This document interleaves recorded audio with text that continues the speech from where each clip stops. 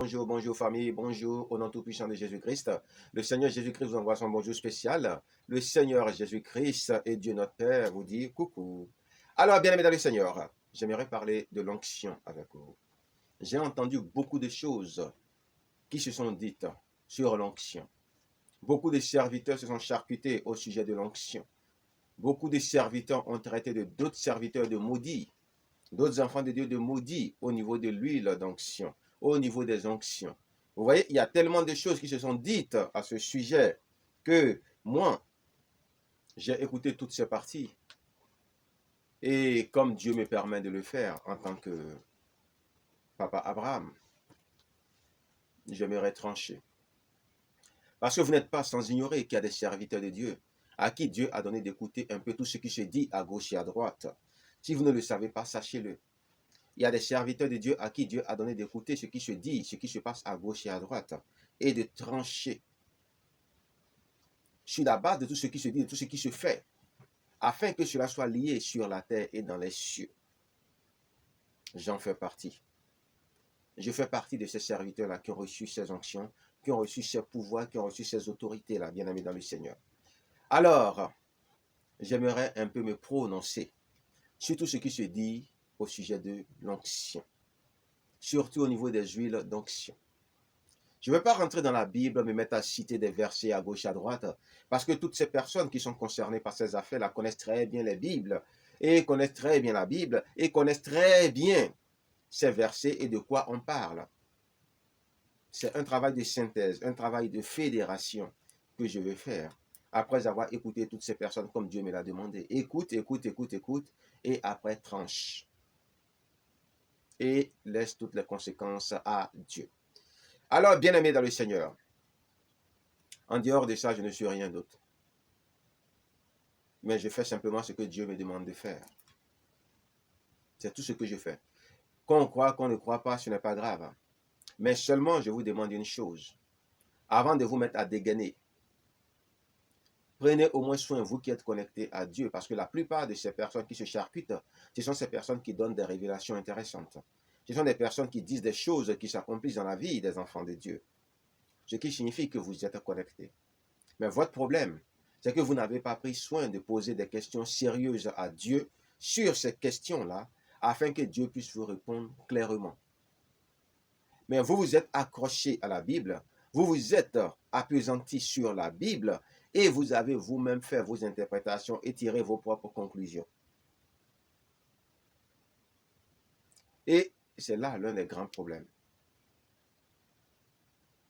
Moi, j'ai l'avantage d'être enseigné par Dieu, d'avoir été enseigné par Dieu lui-même, un peu à la matière de Paul, et j'ai l'avantage d'avoir reçu autorité par Dieu, d'écouter tout le monde, et après de trancher, quand je trouverai que c'est le moment de trancher. Et voilà ce que je peux dire au niveau de l'huile d'onction. Bien, normalement, l'huile d'onction authentique, l'huile d'onction originale, je parle de l'huile d'onction, c'est-à-dire quoi? L'huile qui est déjà préparée et après ointe, c'est ça qu'on appelle l'huile d'onction. Une huile qui est déjà préparée, comme son nom l'indique, huile et après onction, donc huile ointe. Différent de l'huile pour onction. Il y a l'huile d'onction et l'huile pour onction, c'est-à-dire l'huile destinée à l'onction. L'huile préparée pour l'onction, l'huile choisie pour l'onction, c'est-à-dire pour être ointe. Alors, nous allons déjà commencer par l'huile pour oindre. L'huile choisie pour oindre. L'huile destinée à l'onction authentique. Qui devient huile d'onction après que d'avoir été ointe par une personne autorisée par Dieu le Père au nom de Jésus-Christ à oindre à travers son ministère ou de façon spécifique. Bien-aimés dans le Seigneur, famille, Dieu a choisi souverainement et pour des raisons nutritives et des raisons curatives, l'huile d'olive. Et les scientifiques aujourd'hui sont en train de découvrir que l'huile d'olive a beaucoup de vertus, surtout pressée à froid. À froid, les nutriments à l'intérieur ne sont pas totalement détruits.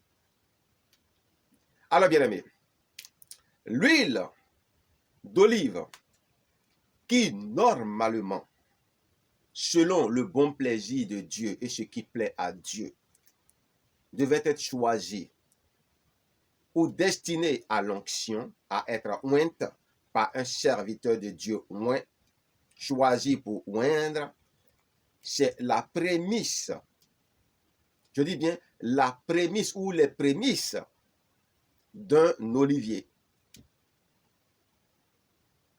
C'est-à-dire, vous plantez vos olives, donc vous avez votre champ d'olives, vous plantez les oliviers, et quand l'olive mise en terre devient un olivier, le premier fruit, les premières olives qui sortent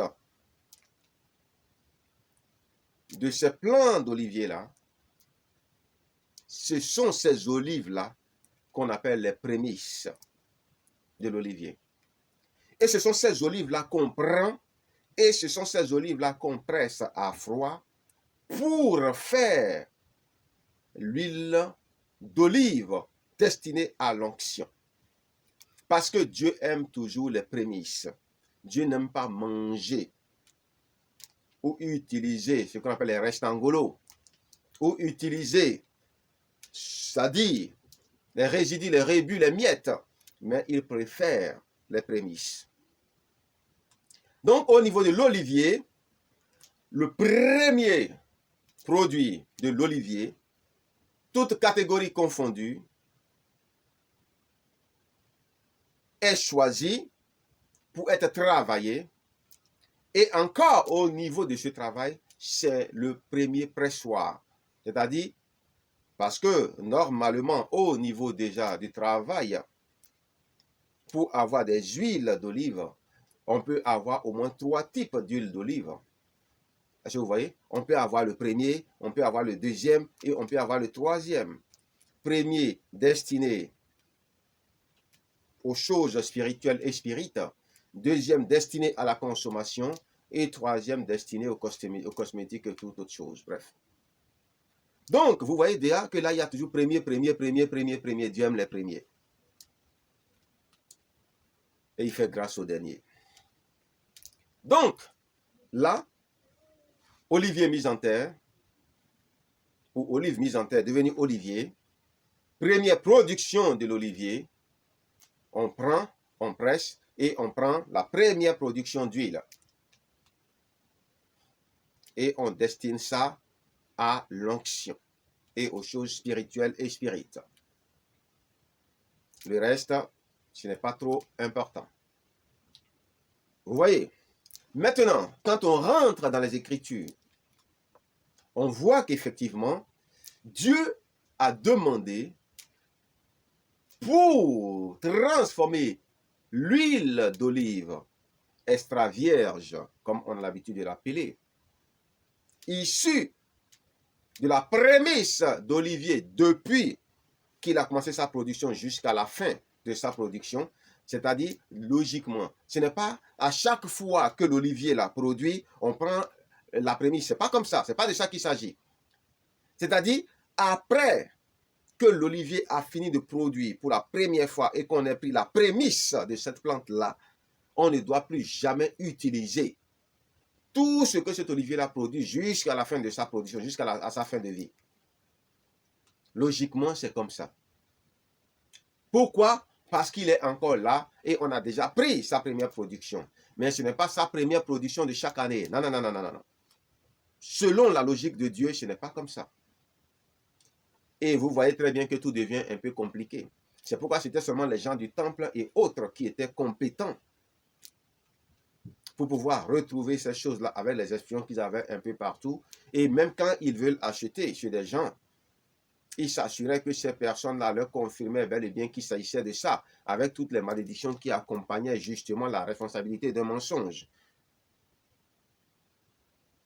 Donc les gens ne rigolaient pas avec. Et les gens faisaient des enquêtes sur enquêtes pour vérifier. C'est pourquoi chaque sacrificateur avait au moins un champ dans lequel se trouvait ça. Et après, peut-être les vendait et encore se mettait à faire autre champ. Pourquoi? Toujours pour avoir au moins ce type d'olive-là, c'est-à-dire d'huile d'olive-là, extra vierge prémisse. Et même, ils choisissaient ça pour manger parce que c'était important. Est-ce que vous voyez? Maintenant, bien aimé, voilà un peu de quoi il s'agit. Vous voyez que tout ça, c'est un peu compliqué. Pour un monde compliqué. Voilà. Maintenant, vous finissez d'obtenir ce type d'huile-là spéciale. Il vous faut maintenant ajouter à l'intérieur, selon des mesures précises prescrites dans la Bible, des aromates.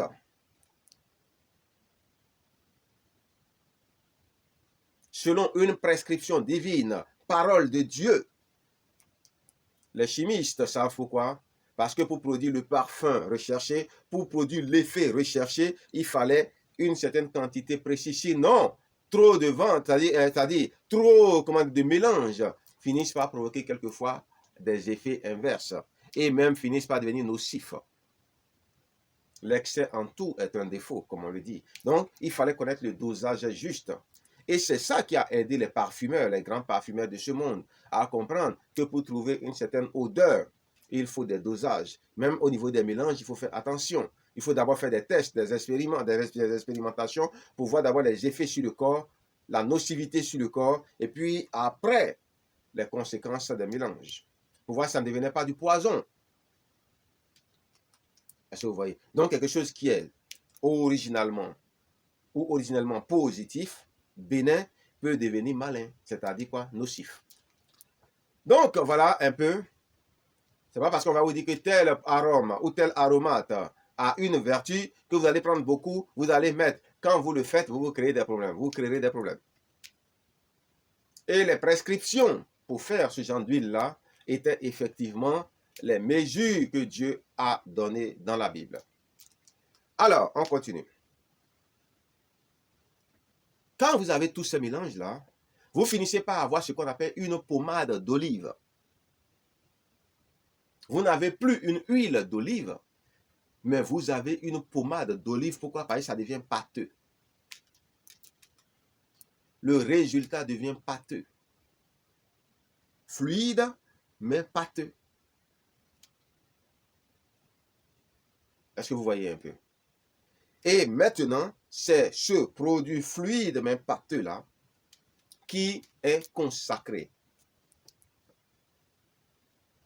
par la vertu du Saint-Esprit, par un homme de Dieu, généralement le souverain sacrificateur, ou le prophète de Dieu, selon des règles précises, des paroles précises, qui ne sont pas écrites dans la Bible, mais dont le plus important, c'est de détenir l'autorité de pouvoir consacrer. Je le dis pourquoi? Parce que je sais que j'ai demandé, par exemple, à Dieu, quand on veut consacrer une huile, quelles sont les paroles qu'on doit prononcer? Et Dieu nous en a donné. Il nous a dit, voilà comment il faut faire, par exemple, pour consacrer l'huile. Voilà les paroles qu'il faut prononcer. Et ça, c'est une parole parmi tant d'autres, parce que vous savez toujours que quand Dieu montre quelque chose, c'est un exemple. Un peu comme la prière Notre Père qui est donnée, qui est un exemple.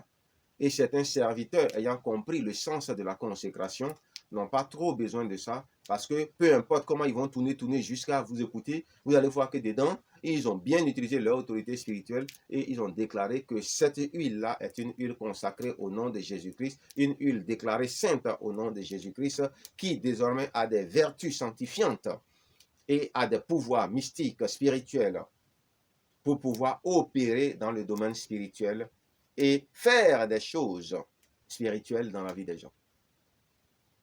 Est-ce que vous voyez? Alors, peut-être même accomplir des prodiges et des miracles dans la vie des gens. Donc, bien aimé, ce que vous devez comprendre ici, c'est que je suis en train de vous montrer que ce mélange est devenu une pommade. Une pommade qui a finalement été ointe. Donc, vous voyez que le tout, ce n'est pas de faire le mélange.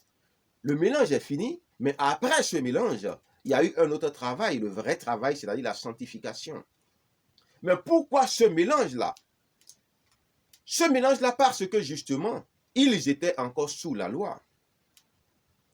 Et Dieu donnait l'esprit avec mesure. Et tout n'était pas encore accompli afin que Dieu puisse donner aux hommes le pouvoir de faire beaucoup de choses. Donc, Dieu, pour aider effectivement et amplifier le pouvoir des choses, pouvait montrer aux hommes les vertus de certains aromates, de certaines plantes, que les gens devaient utiliser pour mélanger à d'autres choses. La preuve, c'est qu'il a choisi l'huile d'olive, mais on sait que déjà l'huile d'olive en elle-même a des vertus. Souvenez-vous que dans le livre de Tobie, tout le monde ne le lit pas, mais les curieux peuvent toujours le lire parce qu'il n'y a rien de nocif dedans. C'est comme la Bible, il y a des gens qui lisent, qui comprennent, d'autres qui ne comprennent pas, d'autres qui interprètent ça comme ils veulent, ben c'est comme ça. Donc, dans le livre de Tobie, vous voyez que comme le Saint-Esprit n'était pas encore présent dans la vie de Tobie et des gens, de façon à pouvoir commander aux esprits impurs et délivrer les gens, l'archange Raphaël a montré à Tobie un poisson et il lui a demandé d'aller prendre le foie de ce poisson-là et de transformer le foie de ce poisson en encens et que cet encens-là était suffisant pour pouvoir chasser le démon méchant qui tuait les maris de la femme, qui n'arrivait jamais à se marier et qui a été veuve plusieurs fois et lequel démon méchant attendait justement Tobie aussi pour le liquider. Vous voyez, bien-aimés dans le Seigneur. Donc, il est clair, indéniable, que nous ne devons pas ignorer que tout ce que Dieu a créé a une vertu. Que tout ce que Dieu a créé, il a créé pour un but. Et que c'est à nous maintenant qu'il appartient de chercher à connaître leur vertu, leur but, pour pouvoir en faire bon usage. Est-ce que vous voyez? Et c'est en cela que vous ne devez pas jeter la pierre à des serviteurs qui vous montrent les vertus de ces plantes-là. Ça n'a rien à voir avec le fait d'être chrétien ou de ne pas être chrétien. Parce que ce sont des choses naturelles. Ce sont des connaissances, des vertus naturelles. C'est de la médecine. En réalité, ce n'est pas de la médecine traditionnelle, mais c'est de la médecine naturelle. Parce que quand on rentre dans le mot médecine traditionnelle, il y a un problème. C'est qu'il y a le mélange du sang de beaucoup de choses, vous voyez, qui sont inspirées par les démons et manipulées par les génies de la forêt et qui ont pour but, justement, d'invoquer des esprits impurs ou de faire l'apologie des mauvaises choses et du diable. Vous voyez? Mais un chrétien a le droit et le devoir de connaître les vertus des plantes. Les vertus naturelles des plantes de façon naturelle, sans invocation spirituelle impure. Et même, vous pouvez demander à Jésus-Christ, si vous êtes bien connecté avec lui, il va vous les donner. Si vous lui demandez quelle est la plante qui règle tel problème, il va vous la donner. Même pour ce Covid qu'il y a, si vous demandez à Jésus-Christ si vous êtes connecté avec lui, vous lui demandez qu'est-ce qu'il faut pour que nous puissions nous protéger de ça, il va vous dire naturellement quelle est la solution. Et spirituellement aussi, quelle est la solution. Il faut demander. Mais les chrétiens ont le Saint-Esprit, qui sait toutes choses, qui sont même les profondeurs de Dieu, qui est le Créateur, parce que Dieu est esprit en vérité. Mais les chrétiens ne posent jamais, ça y est, on est incroyable. On a le Tout-Puissant avec nous, mais on ne pose jamais de bonnes questions. Est-ce que telle personne est sorcière? Est-ce que telle personne qui veut me faire du mal? Des conneries. C'est ça seulement qu'on s'est fait. C'est ces questions bêtes, bizarres là qu'on s'est posées. Mais des choses qui vont nous permettre d'avoir le pouvoir, des choses qui vont nous permettre de dominer, des choses qui vont nous permettre d'avancer positivement, ça ne nous intéresse pas. Mais vous êtes prophète de quoi? Vous êtes serviteur de quoi? Je vous ai toujours dit que quand je parle, je m'inclus moi-même dedans, premièrement. Et l'amour ne saurait noyer la vérité. Je vous ai toujours dit ça. Et on ne peut pas dire parce que moi-même, j'ai le sentiment que ce que je dis, ça me touche, alors je ne vais pas dire la vérité. Je vais trafiquer la vérité. Non. Il faut dire la vérité. Après, il faut écouter ce que tu as dit et il faut tirer toutes les conséquences. Bien-aimés dans le Seigneur. Est-ce que vous voyez? Donc, voilà la vraie huile pour onction, selon le modèle que le Seigneur Jésus-Christ a prescrit. Quand il dit Jésus-Christ, parce que n'oubliez pas que le rocher auquel le peuple d'Israël dans le désert s'abreuvait, c'était Jésus-Christ. D'où celui qui parlait avec Moïse, c'était aussi Jésus-Christ de Nazareth, le nom qui nous a révélé. Alors, bien aimé dans le Seigneur, donc je ne me trompe pas. Ne me dites pas Jésus-Christ n'était pas là en ce moment-là. Voilà. Donc, voilà ce qu'il a montré. Mais c'est un modèle parmi tant d'autres. Vous savez que les sagesses de Dieu sont infinies et variées. Vous savez que les richesses de Dieu sont infinies et variées. Vous savez que les connaissances de Dieu sont infinies et variées. C'était un modèle parmi tant d'autres, bien-aimés dans le Seigneur. Si quelqu'un parvient à reproduire ce modèle, tant mieux pour lui. S'il connaît la vertu de ces trucs-là, de ces aromates, de ces plantes, tant mieux pour lui. Il ne va simplement faire que quoi? Amplifier le pouvoir de l'onction, de son huile ou de sa pommade, pour oindre, pour onction. Parce que déjà, ces aromates, ces plantes à l'intérieur déjà ont une vertu, chacune en elle-même. Maintenant, avec son autorité spirituelle, ce qui est le plus important dans tout, puisque Dieu a défini l'onction comme étant une puissance ressemblant à un aimant spirituel qui attire vers nous les faveurs de Dieu, les faveurs des hommes et aussi les mauvaises choses. Même tout ce qui est animal, tout ça là, l'onction attire tout vers nous. Et c'est à nous maintenant de faire le tri, de choisir souverainement ce qui est bon pour nous et de rejeter ce qui est mauvais. Vous voyez? Quand c'est fait comme ça, effectivement, même si le serviteur de Dieu n'est pas puissant, parce que je vous ai expliqué dans un enseignement qu'il y a des grandes onctions, qu'il y a des moyennes onctions et qu'il y a de petites onctions, dit le Seigneur et non moi. Imaginez que vous êtes un serviteur de Dieu ayant une petite onction et que vous connaissez la vertu de ces aromates et les vertus des plantes.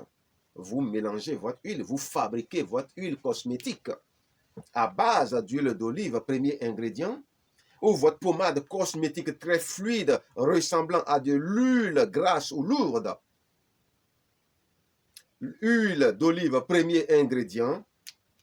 Peu importe comment vous avez pu trouver l'huile d'olive ou le type d'huile d'olive dont il s'agit, en tenant compte des vertus naturelles, je précise, vertus naturelles, et non traduit praticienne, naturelle. Et vous finissez après, vous utilisez maintenant votre autorité spirituelle et vous maintenant sanctifiez, vous mettez à part cette huile, vous décrétez l'onction, c'est-à-dire vous transférez votre onction dans cette huile ou dans cette pommade pour onction ou dans cette pommade à oindre. Parce que quand elle devient pour onction, c'est estimé déjà qu'elle est déjà ointe. C'est-à-dire prête pour être utilisée comme une pommade d'onction ou une onction. Donc, dans votre pommade à oindre ou votre huile à oindre, vous transférez votre onction. Dieu dit que c'est ce qu'on a qu'on transfère, que c'est ce qu'on a qu'on donne. Vous ne pouvez pas avoir une petite onction et oindre quelque chose qui deviendra une grande onction. C'est impossible. Sauf si vous-même vous demandez à Dieu de oindre ça pour vous. Si vous demandez à Dieu de oindre ça pour vous, ou comment vous allez faire pour que cette huile-là soit puissamment ointe, indépendamment de votre onction, Dieu peut vous montrer la procédure à suivre.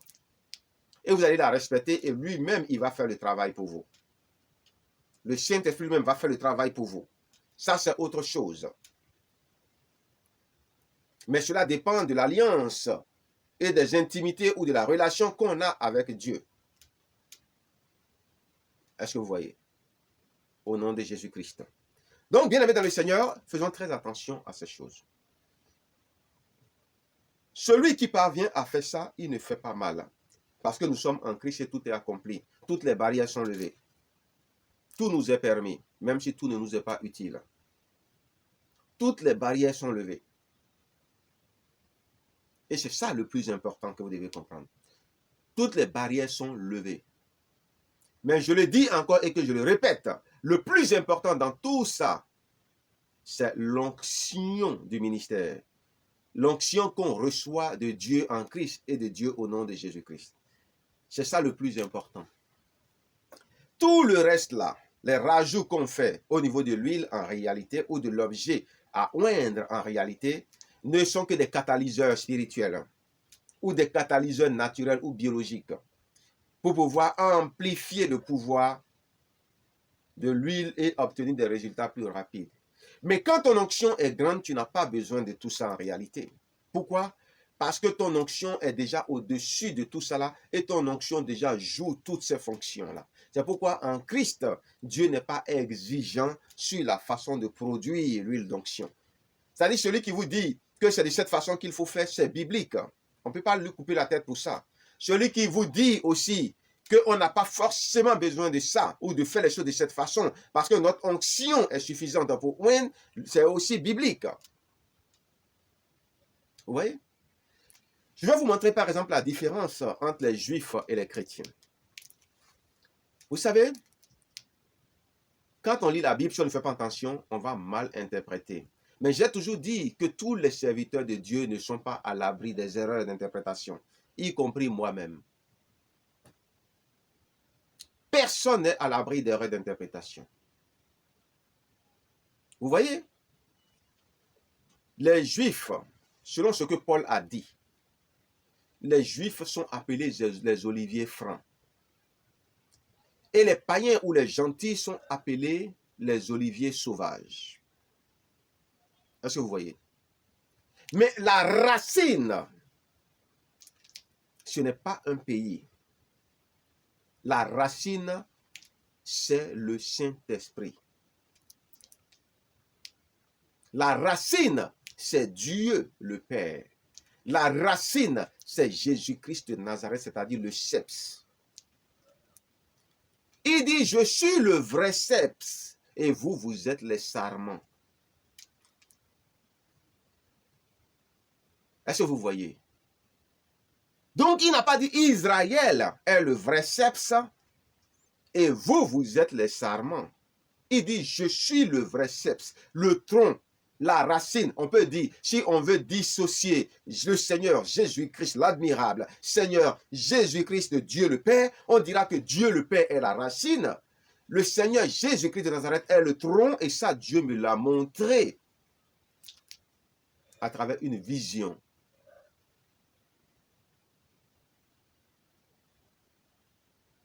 Et après explication, si on veut dissocier, Dieu le Père est la racine, le Seigneur Jésus-Christ est le tronc. Et nous, maintenant, nous sommes les branches. Et c'est dans ces branches-là qu'il y a les branches franches et les branches greffées. Et quand la greffe a pris, la branche greffée devient elle aussi une branche franche. Et c'est pourquoi l'apôtre Paul disait que nous sommes baignés dans le même esprit, que nous soyons juifs, grecs, patati, patata. Ce qui nous amène à ne plus absolument rien envier aux juifs. Les juifs ne sont pas supérieurs à nous et ne sont supérieurs à personne. Quand bien même Paul nous dit de considérer la sévérité de Dieu et l'amour de Dieu, quand il nous demande de ne pas nous enorgueillir de ce que nous sommes, c'est tout à fait normal parce que tout est grâce de Dieu. C'est quand on a des mérites qu'on peut s'enorgueillir de ses œuvres, ce qui a tout un sens. Nous sommes baignés dans le même esprit, dans la même sève. C'est la même sève qui coule en nous, que nous soyons juifs ou gentils devenus chrétiens. La sève quitte la même racine qui elle-même absorbe de la lumière tous les nutriments qui remontent au niveau du tronc qu'est le Seigneur Jésus-Christ de Nazareth et qui finit maintenant par se répandre dans les branches et les feuilles où nous avons les branches qui sont les branches franches et les branches greffées ou la greffe apprise, qui devient elle aussi une branche franche, qui est aussi nourrie par la même sève qui a quitté la racine, remontée au tronc et qui s'est répandue dans les branches. À partir de ce moment, plus personne n'est supérieur à personne. Et encore, quand on parle des oliviers francs ici, parlons des juifs devenus chrétiens. Parce que nous savons très bien qu'il y a une grande différence entre les chrétiens et les non-chrétiens. Peu importe ce qu'ils sont. Et c'est pour cela que parce qu'il y a des chrétiens dans chaque nation, nous devons prier pour chaque nation et bénir chaque nation. Et si nous voulons être très sélectifs, bénir chaque chrétien dans chaque nation. Parce que quand il aura un problème, il faut que Dieu se souvienne au moins de ces chrétiens-là qui sont dans ces nations-là pour les sceller de telle façon qu'ils puissent être épargnés des calamités et des fléaux. Bien-aimés dans le Seigneur, vous devez comprendre ça. Ce n'est pas mauvais de bénir chaque nation, de bénir toutes les nations du monde. Ce n'est pas mauvais. Parce qu'il y a au moins un chrétien dans chaque nation. La nation peut être dure comment il y a au moins un chrétien ou deux. Donc les bénis protègent ces chrétiens-là. Bénir ces chrétiens qui sont dans ces nations, ce n'est pas une mauvaise chose. Est-ce que vous voyez? Mais la racine, ce n'est pas Israël. Israël n'a jamais été la racine. Mais les Juifs chrétiens sont considérés comme des oliviers francs. Et avant Christ, tous les Juifs, peuple élu de Dieu, étaient considérés comme des oliviers francs qui ont été hantés, coupés, afin de donner aux gentils, aux païens d'être greffés. Est-ce que vous voyez, bien-aimés dans le Seigneur? Et c'est à partir de là que tout le mythe autour d'Israël tombe.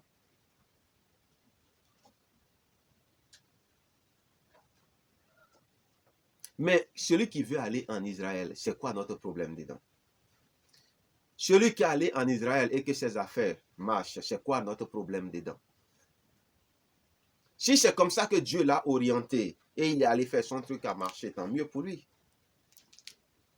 Mais là où nous devons faire attention, il ne faut pas que nous cherchions à imposer nos expériences à tout le monde. Il ne faut pas que nous nous servions de nos expériences pour déclarer tout le reste comme étant des maudits parce que ces personnes-là ne font pas ce que nous faisons. Ce n'est pas vrai. On ne peut pas déclarer un serviteur de Dieu maudit.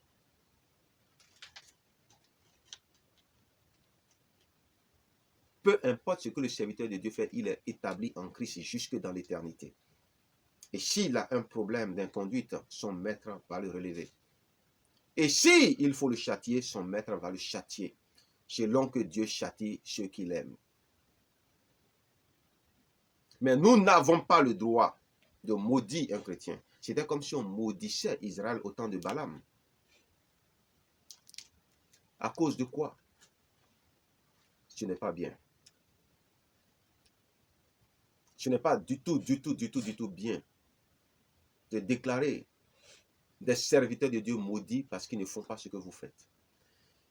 Mais ce que vous oubliez en plus, quand on veut parler des Juifs d'aujourd'hui, vous savez que les Juifs depuis toujours ont toujours détesté les chrétiens. Et que si ce n'est pas la politique aujourd'hui qui interdit de tuer les gens comme au temps des apôtres, tous les chrétiens allaient continuer d'être persécutés jusqu'à présent. Et si les Juifs avaient réellement un réel pouvoir sur le monde, ils allaient poursuivre les chrétiens partout dans le monde entier pour les tuer, comme ils ont envoyé Paul à Damas chercher les chrétiens pour les tuer. Est-ce que vous voyez? C'est comme ça que ça allait se passer. Et tous les Juifs aujourd'hui, même s'ils essaient de nous tolérer physiquement, dans leur cœur, ils nous ont déjà tués et c'est leur pensée. Et on ne peut rien contre ça parce que c'est conforme à leur religion. Ce n'est pas à un Juif que vous pouvez aller demander des choses concernant les onctions. Alors que vous savez très bien qu'en Christ, beaucoup de choses ont changé. et qu'on n'a même pas le sentiment que Dieu est avec les Juifs actuellement, sauf les Hébreux chrétiens. Mais à cause de ses alliances et de sa fidélité, il fait toujours des choses pour eux. Ce que Paul a rejeté, ce que Pierre a rejeté, ce n'est pas à nous d'aller les reprendre. Quelle est cette chose-là que nous voulons connaître, qu'on ne peut pas demander à Jésus-Christ ou à Dieu le Père pour qu'il puisse nous l'apprendre ou l'enseigner? On peut aussi bien lui demander, mais pourquoi nous sommes pauvres? Il va nous répondre. On peut bien lui demander, mais pourquoi nous sommes comme ça? Et d'ailleurs, on n'a même pas bien demandé, on sait qu'il y a quelque chose qui ne va pas. Parce que effectivement, nous avons rejeté beaucoup de choses. Lire les anciens livres des Hébreux, ce n'est pas une mauvaise chose parce que c'est conforme à la religion chrétienne. C'était comme si on lisait toujours l'Ancien Testament et tout ce qui était des commentaires de l'Ancien Testament. Le Talmud, par exemple, chose que je connais, que j'ai lu. Même si c'est un résumé, c'est juste le résumé m'intéressait. Et j'ai aussi compris beaucoup de choses. Est-ce que vous voyez? Mais, bien aimé dans le Seigneur, en Christ, quand on veut vraiment comprendre quelque chose, c'est à lui qu'il faut le demander quand on est connecté. Parce que c'est lui seul qui est la vérité. C'est ce que vous ne comprenez pas. Tout le reste, ce sont des menteurs. Un juif ne dira jamais à un chrétien la vérité. Peu importe ce que le chrétien fait, il ne lui dira jamais tout. Il ne lui dira jamais tout. Et on n'a pas besoin d'aller à un endroit précis pour pouvoir avoir une alliance avec Dieu, tisser une alliance avec Dieu. Et on ne peut pas empêcher non plus quelqu'un d'aller où il veut, même si c'est au fond de la mer, pour tisser une alliance avec Dieu, parce que c'est là qu'il va se sentir à l'aise pour le faire, pour l'interdire de le faire. On ne peut pas. Il est absolument libre si c'est au fond de la mer qu'il trouve le calme, ou au milieu de la mer qu'il trouve le calme, mais soit. Mais le principal, que ce soit avec Dieu au nom de Jésus-Christ, que l'alliance se tisse et non autre chose. Connaître les vertus naturelles des plantes, connaître les mystères ou les caractéristiques de chaque chose, aromates et autres, ou l'effet catalyseur ou catalysatrice de chaque chose, ce n'est pas mauvais. Même les gens du monde en connaissent plus que nous, et les dénatures, ou les souilles, même tous les comprimés que nous avalons là. Si on nous dit comment c'est fait, même peut-être on n'aura même pas envie de nous approcher de ça. Quand on vous dit qu'on fait des choses avec des bébés avortés, normalement, si vous êtes sérieux, vous devez vous demander, est-ce que je préférerais pas la mort à ça? Parce que je suis quelque part complice aussi de ça. Mais est-ce qu'on se pose même des questions? Paul nous a déjà facilité la tâche. Ne cherchez même pas à comprendre ce qui s'est fait. Rendez grâce et utilisez. Rendez grâce et consommez. Et c'est ce qu'on fait très bien. On rend grâce, on consomme. On rend grâce, on utilise. Est-ce que vous voyez bien aimé dans le Seigneur? Donc, il faut que vous compreniez clairement que nous ne devons pas nous manger le nez sur ces conneries-là. Ce n'est pas en réalité important. Quand vous voulez mettre à la disposition de vos frères des choses que vous avez découvertes, vous les mettez simplement à leur disposition et vous vous arrêtez là. Surtout quand vous êtes des serviteurs de Dieu, des ministres de Dieu, des personnes respectables. Vous vous arrêtez là. Celui qui veut vous écouter, forcément, des gens vont vous écouter, ils vont essayer. Si ça ne marche pas, ils vont essayer autre chose. Mais aller jusqu'à maudire des serviteurs de Dieu qui ne font pas comme vous, ce n'est pas bien. Parce que j'ai déjà expliqué à quelles conditions on peut se permettre de maudire quelqu'un et on peut dire que quelqu'un est un maudit. C'est quand il touche à la prédication de la croix. Est-ce que vous voyez?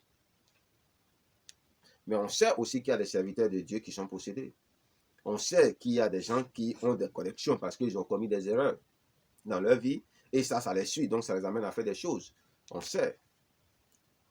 Et ces personnes-là doivent tout faire pour passer à la délivrance, pour sortir de ces souffrances, de ces servitudes, afin de servir correctement et dignement l'Éternel, au nom de Jésus-Christ. Donc ça, c'est des réalités, bien-aimés, que nous savons. Mais toutefois, soyons sages, soyons responsables. Et quand nous voulons mettre au service de nos frères et de nos sœurs des choses, disons simplement ce qu'on a découvert et arrêtons-nous là. Celui qui veut, il suit. Celui qui ne veut pas, il ne suit pas. C'est son problème. Mais au moins, Dieu ne va pas vous accuser de n'avoir pas mis à la disposition de vos frères et de vos sœurs ce que vous avez découvert. Et ces personnes, si éventuellement vous avez raison, devant Dieu, Dieu va se servir de ça pour dire, mais est-ce que tel serviteur n'avait pas dit telle chose? Est-ce que tel enfant n'avait pas dit telle chose? Est-ce que vous l'avez écouté? Ben voilà, tant pis, c'est parce que vous n'aimez pas l'argent. C'est parce que vous n'aimez pas la prospérité. C'est parce que vous n'aimez pas le succès. C'est parce que vous n'avez pas voulu être guéri. C'est parce que vous n'avez pas voulu ceci, vous n'avez pas voulu cela. Tant pis. Mais l'autre aussi, quand il met à la disposition des enfants de Dieu quelque chose, il doit comprendre, effectivement, que l'autre n'est pas obligé aussi de l'accepter. C'est pourquoi tout doit se faire dans le respect des uns des autres en réalité. Parce que ce que vous avez en réalité en commun, malgré tout ce que vous vous dites, c'est que vous êtes réellement des serviteurs du grand Dieu. À partir du moment où vous prêchez la prédication de la croix. Mais vous avez vos spécialités, vous avez vos différences. Et vous n'êtes pas obligé d'être d'accord, comme des jumeaux même peuvent ne pas être d'accord. Est-ce que vous voyez? Donc, il faut faire attention à ce niveau. Pour ce qui me concerne, en Christ Jésus de Nazareth, on peut oindre tout et n'importe quoi. En Christ Jésus de Nazareth, depuis que tout est accompli, on peut oindre des objets, n'importe quel objet, on peut oindre n'importe quel produit. Mais le plus important, c'est de détenir une réelle autorité spirituelle venant de Dieu, te permettant de pouvoir oindre. Plus ton onction est grande, et plus tu peux oindre puissamment. Et moins ton onction est grande, et là, peut-être qu'il te faut des rajouts. En connaissant les vertus naturelles de certaines plantes que tu vas rajouter, ou de certains aromates que tu vas rajouter pour booster. Ou carrément demander au... Mais la meilleure façon, c'est de demander au Saint-Esprit de oindre ces choses-là. Pourquoi? Parce que lui-même, il sait, parce qu'on le sait, que ton onction n'est pas grande. En réalité, vous voyez, il y a des méthodes naturelles pour accéder à certaines choses, et il y a des méthodes spirituelles pour accéder à certaines choses. Et Jésus-Christ de Nazareth est le raccourci. Vous voyez? C'est ce que beaucoup ne comprennent pas. Il est le raccourci. Quand il veut vous faciliter la tâche, il vous fait la chose en même temps. Parce que le pouvoir de marcher sur les serpents, les scorpions, les onctions nous viennent de Dieu. Mais avant ça, les Juifs, eux, n'ayant pas le Saint-Esprit à leur moment, comme nous les chrétiens, nous l'avons, puisqu'il accompagnait ponctuellement certaines personnes, qu'est-ce qui se passait? Il se passait que Dieu leur a montré mécaniquement, depuis le commencement à travers les vigilants, des choses qui se trouvaient dans la cabale juive, qui n'a rien à voir avec les cabales d'aujourd'hui, des secrets, des méthodes mécaniques pour se débarrasser des esprits impurs, pour avoir des choses. Et ces choses-là sont des chasses un peu gardées, comme on le dit. Vous voyez, des trucs naturels qu'ils connaissent. Un peu même comme des trucs qui ont des liens avec la magie ou les hautes sorcelleries qui permettent de conjurer les sorcelleries malignes. Ce sont des choses qu'ils connaissent, mais qui ne mettent pas à la disposition de n'importe qui. Est-ce que vous voyez? Mais Jésus-Christ peut vous les montrer, si vous voulez lui demander. Si ça vous intéresse, il peut vous les montrer. Les vertus des plantes, si ça vous intéresse, il va vous les montrer. Ou il va vous orienter vers les bonnes références. Est-ce que vous voyez? Mais sachez que l'onction qui vient de Dieu, elle peut être transférée dans tout et n'importe quoi, même sur un objet inanimé. Et l'objet deviendra un. Et c'est ça qui est la vérité dans tout ce qui se dit. C'est la vérité. Tout le reste n'est que commentaire. Tout le reste n'est que commentaire. Mais il y a des choses naturelles qu'on devrait connaître normalement qui pouvaient nous aider à régler beaucoup de choses, telles que par exemple le nénuphar. Le nénuphar, par exemple, c'est un purificateur naturel. J'ai entendu des gens parler de ça.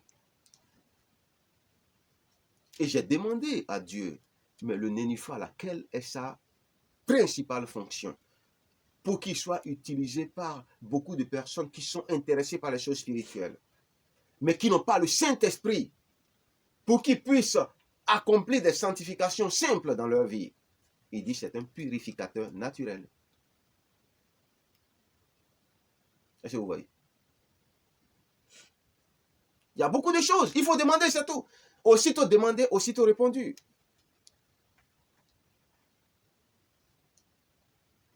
Quand Dieu vous dit que le lait ne manque jamais dans votre maison, que le sucre ne manque jamais dans votre maison, que les fruits ne manquent jamais dans votre maison, que le miel ne manque jamais dans votre maison, il y a certainement une raison à cela.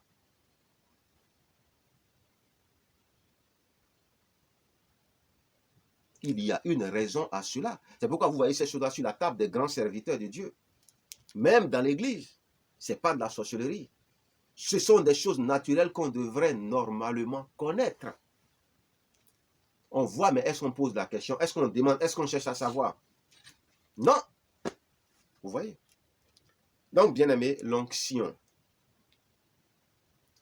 Et encore, là où les gens se trompent, ils pensent que on peut prendre une huile d'onction pour faire tout ce qu'on veut, n'importe quoi avec. Non.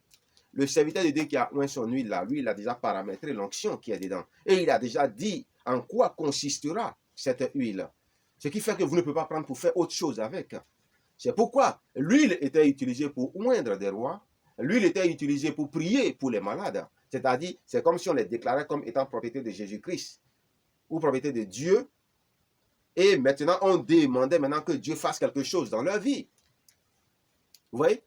Donc, c'était aussi utilisé pour oindre des éléments afin de leur donner un caractère sacré, pour les utiliser c'est-à-dire au service de Dieu, ou pour faire en sorte que, en contact avec les esprits impurs, ils puissent provoquer de la panique, ou ils puissent dépouiller les esprits impurs de leur puissance. Est-ce que vous voyez? Donc, c'était pour ça, en réalité, que c'était fait. Donc, sachez qu'on peut oindre des ustensiles, on peut oindre des objets, on peut oindre tout, une pommade, tout. Ce n'est pas forcément l'huile d'olive en Christ. En Christ, il n'y a pas de paramétrage. En Christ, il n'y a pas d'exigence. Il n'y a seulement que l'autorité spirituelle, le pouvoir spirituel, l'onction que tu détiens, que tu transfères. C'est ce que tu as que tu transfères. Tu ne peux pas transférer plus. Si tu veux transférer plus, tu demandes à Dieu et lui, il le fait pour toi directement. C'est ça la vérité. Rajouter des choses, ne pas rajouter des choses, ce n'est pas vraiment important. Même si ces choses ont une importance et peuvent naturellement jouer un rôle dans la vie des chrétiens, isolément parlant. Les rajouter dedans, c'est comme par exemple, tu apprends qu'il y a un produit qui guérit les abcès et autres, tu peux le mettre dans ton huile et l'utiliser. Ça n'a pas de conséquences.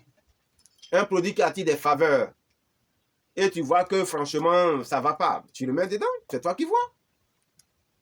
Mais l'élément capital pour que ça puisse devenir moins, il faut libérer une onction sanctifiante dedans.